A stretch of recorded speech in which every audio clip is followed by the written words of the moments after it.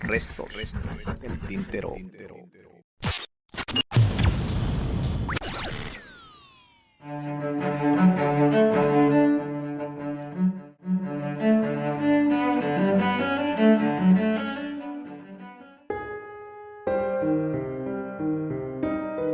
Hola, ¿qué tal? ¿Cómo están? Bienvenidos a un episodio más del podcast Restos del Tintero. Gracias por estar aquí con nosotros. Ya estamos acostumbrándonos a la inconsistencia de grabar, pero aquí estamos afortunadamente. Volvemos a retomar los micrófonos y hoy traemos un episodio donde hablaremos un poquito de un cuento de Julio Cortázar, Casa Tomada, desde la perspectiva de unos estudiantes de la licenciatura de Psicología Social que nos hablarán de su interpretación del cuento. Hoy estaremos platicando un poquito de ello. Bienvenidos sean.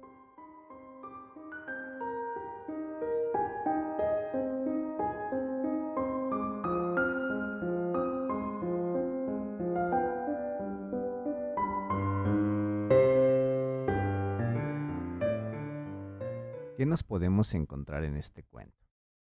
Ya dice Friedrich Nietzsche, filósofo alemán, que no hay hechos sino interpretaciones, y es así como nosotros vamos a ir interpretando los sucesos a los cuales nos encontramos. En una materia del mundo contemporáneo, de la carrera de Psicología Social, estaban en el tema de modernidad y posmodernidad, y para fomentarle el análisis y la interpretación de los estudiantes, se les solicitó que leyeran el cuento de Casa Tomada de Julio Cortázar, para ver cuál era la interpretación que le daban ellos desde la perspectiva del mundo actual. Ya es un cuento que tiene sus ayeres, ya tiene sus años de haber sido publicado, pero aún así tiene gran vigencia desde la interpretación que le da cada persona desde esta perspectiva, en este caso desde el mundo contemporáneo. Casa Tomada es un cuento de Julio Cortázar, quien se identifica con el surrealismo a través del estudio de autores franceses. O sea, Cortázar lee muchos escritores franceses. Se reconoce en las obras de este escritor por su alto nivel intelectual y por su forma de tratar los sentimientos y las emociones, y este libro aparece en 1947. Bueno, no este libro, este cuento aparece en 1947. Julio Cortázar es un gran seguidor de Jorge Luis Borges, otro escritor argentino altamente reconocido, se los recomiendo muchísimo. ¿Y qué nos dice Julio Cortázar en su cuento? Bueno, Casa Tomada es un cuento que pertenece al género literario del realismo mágico, y los personajes van a vivir en un mundo donde al principio puede parecer normal, pero ocurren sucesos mágicos ante los cuales los personajes van a ir reaccionando con suma normalidad. En este cuento aparece lo que es el narrador, el hermano, un hombre de aproximadamente 40 años, quien es culto, amante de la literatura francesa, no trabaja y está soltero. Y tenemos a la hermana, que es Irene, es una mujer soltera que se dedica al hogar y a tejer. Todo esto nos los dice en su escrito lo que es la alumna María del Carmen Lango Ramírez. Ella nos entrega esto, donde toma algunas frases de las que ya hemos mencionado, de la página de cervantes.es, bibliotecas y documentación, donde se habla de la biografía de Julio Cortázar. La pueden consultar ahí. Esta alumna nos dice que Casa Tomada es un cuento breve que narra la experiencia de Irene y su hermano, que viven en una vieja casa heredada donde vivió su bisabuelo, su abuelo y su padre. Comienza con una descripción detallada de su rutinaria vida desde el amanecer hasta el ocaso. Menciona la hora en que se levantaban y sus únicas actividades, pues, que eran limpiar la casa, realizar el almuerzo. Para Irene era tejer, y para el narrador, que es el hermano, era la literatura. Él leía mucho, él le gustaba estar en contacto con sus libros. Ninguno de los dos trabajaba, eran solteros. Ambos estaban ahí, entrados en los 40 años de edad. Vivían cómodamente en la casa y recibían dinero de los campos heredados. Sin embargo, no ostentaban de su posición económica. El narrador hace una descripción detallada de la casa y de una puerta de roble que separaba en dos su casa, hasta que un día se vieron invadidos en la parte de la casa, lo que les obligó a quedarse en un solo lado. Se escuchaban murmullos y ruidos, y ellos siguieron con su rutina de limpieza y quehaceres. Ahora, ya que se había reducido la casa, o el espacio, mejor dicho, de la casa, tenían más tiempo y extrañaban por momentos lo que habían dejado del otro lado de la casa. El hermano salía para comprar estambre y llevárselo a Irene, pero su vida seguía igual de rutinaria y pendientes de la casa, o mejor dicho, apegados a su vieja casa. Se habituaron a seguir con su rutina y a los ruidos de sus simples actividades. Irene tejía y guardaba todo sin intención de darle uso, y su hermano pasaba sus días revisando la colección de estampillas de su padre. Hasta que de manera repentina los murmullos y ruidos se escuchaban en parte de la casa que habitaban Irene y su hermano, y se veían obligados a salir sin nada, temerosos, sin saber qué era lo que ocasionaba esos ruidos. Fueron expulsados de su propia casa. A grandes rasgos, esto es lo que nos habla el cuento. Los invito a que la lean, es un cuento muy interesante. Esta es una pequeña descripción de lo que aquí nos dice este cuento. Es breve lo que aquí nos comenta Carmen. Nos está dando el contexto de lo que sucede en el cuento a grandes rasgos. ¿Qué nos interpreta entonces Carmen acerca de este cuento? Ella nos dice que este cuento narra la simple vida de dos hermanos apegados a su casa antigua, viviendo en su zona de confort, como los hombres de las cavernas que no se atrevían a salir por miedo a lo que hubiese afuera. Este par de hermanos, de igual forma, estaban tan acostumbrados a tener lo básico para vivir que no necesitaban nada más para sus vidas que lo que les habían enseñado y dejado sus padres. Tal vez por temor a no saber enfrentar los retos de afuera, tomaron la decisión de quedarse en la calidez de su vieja casa, haciendo lo necesario para subsistir, sin metas o sueños y renunciando a oportunidades de salir y progresar. Pareciera que tiene mucho en común un cuento de hace tanto tiempo con nuestra vida actual, que a pesar de los grandes avances tecnológicos y del mayor acceso a la información, encontramos cada vez más personas que viven como Irene y su hermano, sobre todo después de una pandemia que nos dejó vulnerables, temerosos y pareciera que más egoístas. Al igual que Irene y su hermano, vemos cada vez más personas de todas las edades apegados a su zona de confort, encerrados en su mundo a través de las pantallas de los móviles que ofrecen un sinfín de opciones, no solo para entretenerse, sino para poder realizar actividades a distancia. Un ejemplo de ello es tener amigos de todas partes del mundo, realizar pagos, trámites o comprar desde la comodidad de casa. De igual manera que Irene y su hermano nos topamos cada vez más con personas que viven en su realidad, sin querer salir de ahí y darse cuenta que afuera hay más cosas que realizar, que aprender, pero siguen temerosos de enfrentar lo que hay afuera.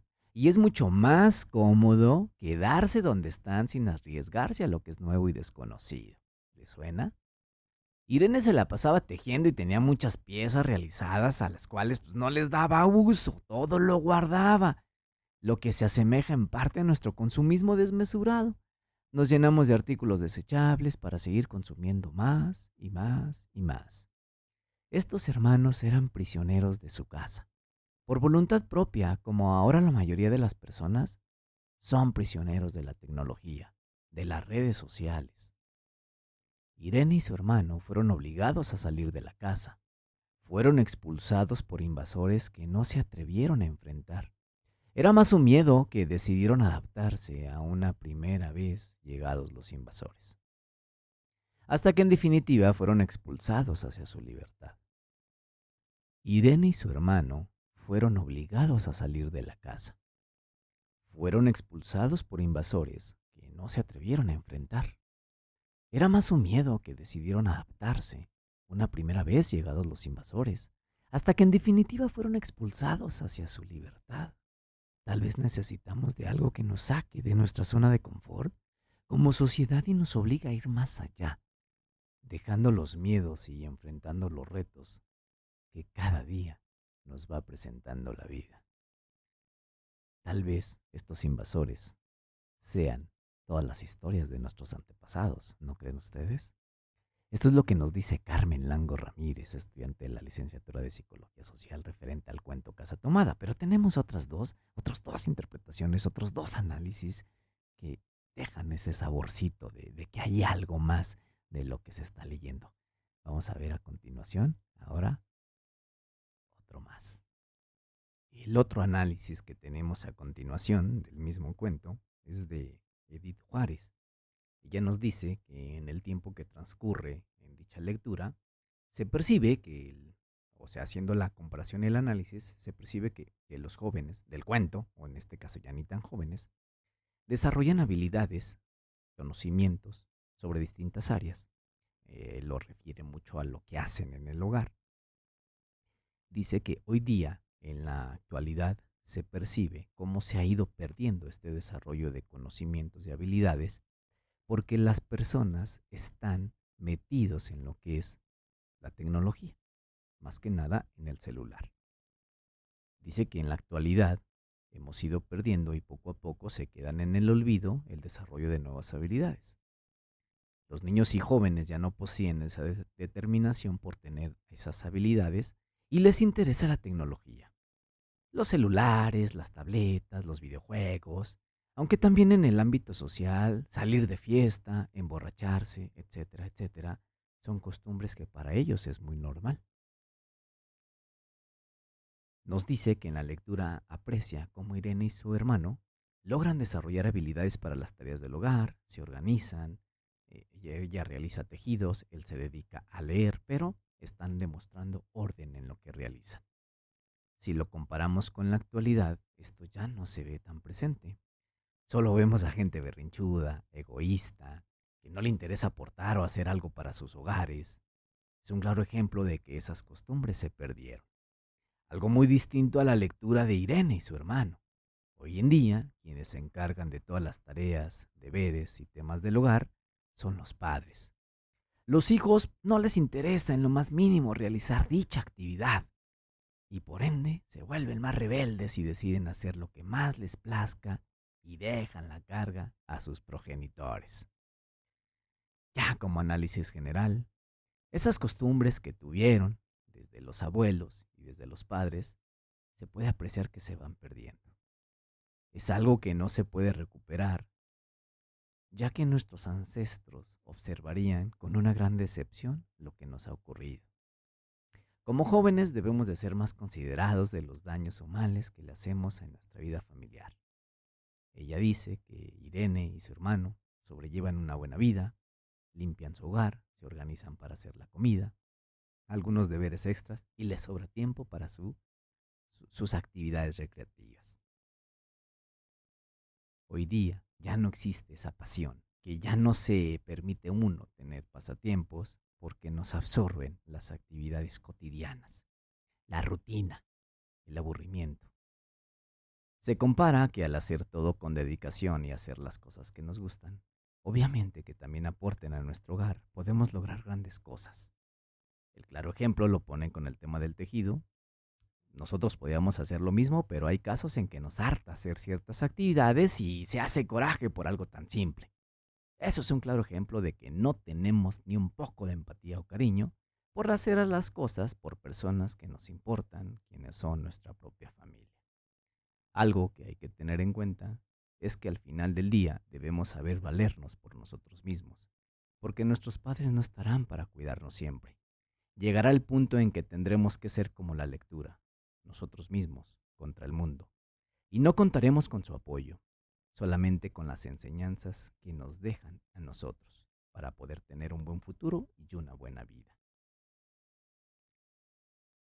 Es algo más que evidente que la juventud no aprovecha de los conocimientos o habilidades que la gente mayor nos puede brindar, ya de que desde muy jóvenes podemos desarrollar buenas habilidades que serán de utilidad en algún punto de nuestra vida, pero todo por estar pegados en el celular hacemos caso omiso de lo que nos puedan brindar. Y esto nos vuelve inútiles y en algún futuro arrepentirnos por no atender el consejo o lección que nos pueden brindar. Lo mejor que podemos hacer para acercarnos a la lectura es escuchar, aprender y sobre todo ver y tener la iniciativa de hacer las cosas y poder sustentarnos por nosotros mismos y así estar un paso más cerca de ser como en la época de nuestros ancestros. Apegado a los valores familiares esta interpretación que nos habla de la importancia de rescatar las enseñanzas de los mayores, de los antepasados, esta desinstitucionalización de la familia que nos ha afectado a muchísimas personas. Cada una tiene una visión totalmente distinta de cómo se puede llevar a cabo la interpretación de lo que en este cuento se menciona. Vamos a ver ahora la tercera parte de nuestra interpretación. La tercera interpretación que tenemos aquí del cuento nos la hace la alumna Estela Porras. Las tres alumnas son de la licenciatura de Psicología Social. Hace una analogía entre este cuento de Casa Tomada y un escrito de Byung-Chul Han que se llama La Sociedad del Cansancio. Dentro de los textos, por un lado, entra la nostalgia y el no poder dejar ir el pasado, la supuesta gloria familiar, la casa familiar y la historia, el querer aferrarse al pasado, a lo que ya no existe pero que mucha gente quiere pensar que sigue presente y lamentablemente a pesar de que en el cuento de Cortázar que se supone en esa parte de tiempo es viejo, la sensación sigue siendo la misma. Dentro del viejo abolengo prevalece el racismo, el clasismo, la misoginia, la homofobia y demás diablos. El estar aferrados a esa vieja historia que deja más pena que gloria, pero que al final de cuentas es lo que hay. Esa casona olvidada, pero que intentaron preservar por años y que en el fondo ninguno de los que forman parte de la familia se anima a enfrentar esos viejos demonios, esas historias, ese pasado, o tal vez la realidad, y la realidad es, ya fue, ya pasó, ya no existe, nadie recuerda, no hay hechos, solo interpretaciones. Y algunas familias se aferran a eso, pero tampoco quieren entender todo el trasfondo.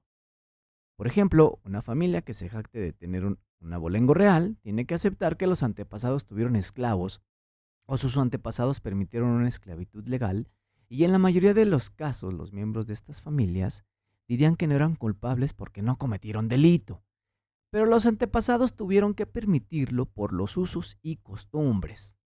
Así nos regimos por esta idea.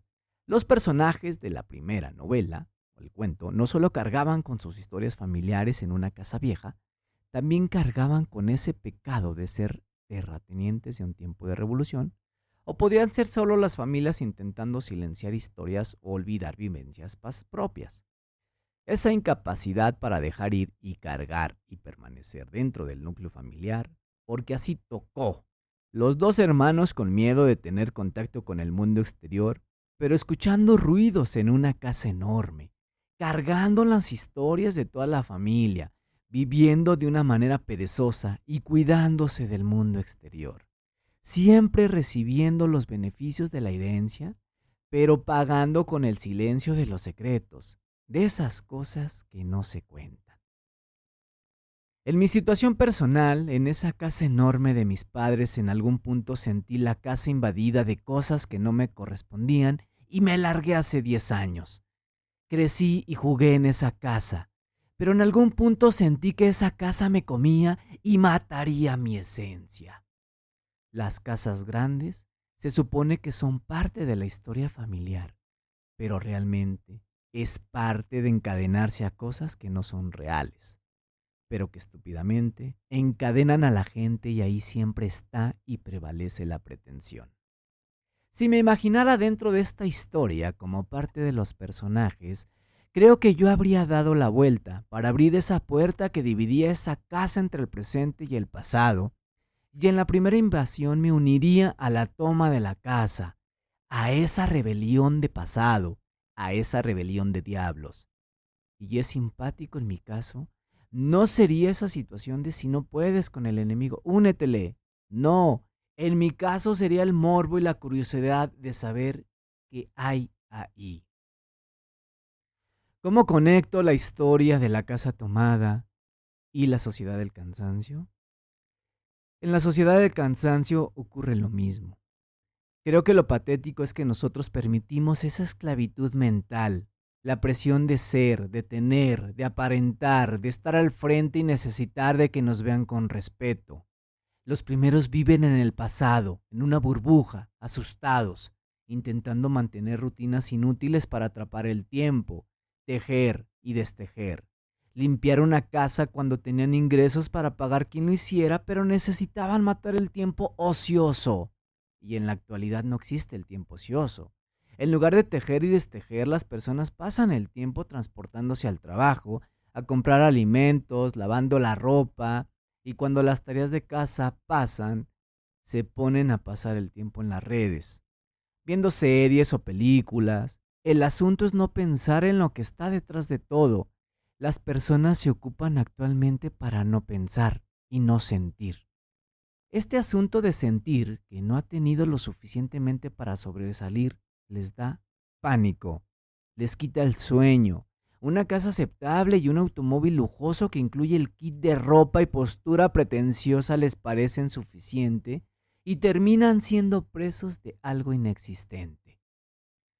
Porque lo que existe para los segundos es la presión de ellos mismos por agradar, por ser, por aparentar. Y al final, las dos presiones de las dos lecturas no existen: Casa Tomada y Sociedad del Cansancio.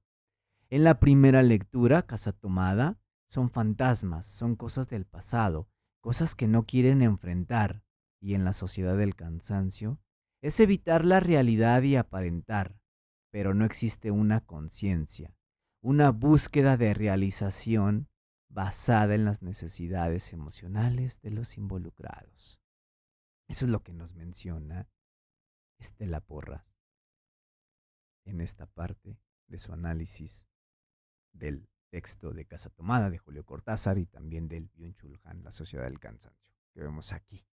Como cada quien, desde su propia historia, desde su propia perspectiva, va a interpretar lo que nos dice un cuento de hace años, un cuento de ayer, es un cuento que todavía está en la memoria de muchos. Pareciera ser un cuento viejo con tintes contemporáneos, no tiene mayor contemporaneidad hoy día que cuando se escribió. O sea, sigue estando presente, sigue reflejando esta cuestión de nuestros encuentros con la historia. Esa hegemonía cultural que se impone constantemente ante nosotros. Eso es lo que nos encontramos desde la perspectiva de 3 alumnas de la carrera de Psicología Social sobre un cuento llamado Casa Tomada, Julio Cortázar. Y a ustedes, escuchas, ¿qué los ha tomado? ¿Qué es aquello que los mantiene ahí, inmersos en una realidad que tal vez pueda ser distinta, pero que nos aferramos a ella por miedo a enfrentar a esos demonios, a esos fantasmas, por miedo a dejar salir nuestros temores? Tal vez no solamente el cuento esté tomado, tal vez no solamente la casa esté tomada, sino que también nosotros estemos tomados por esos fantasmas del pasado. Muchas gracias.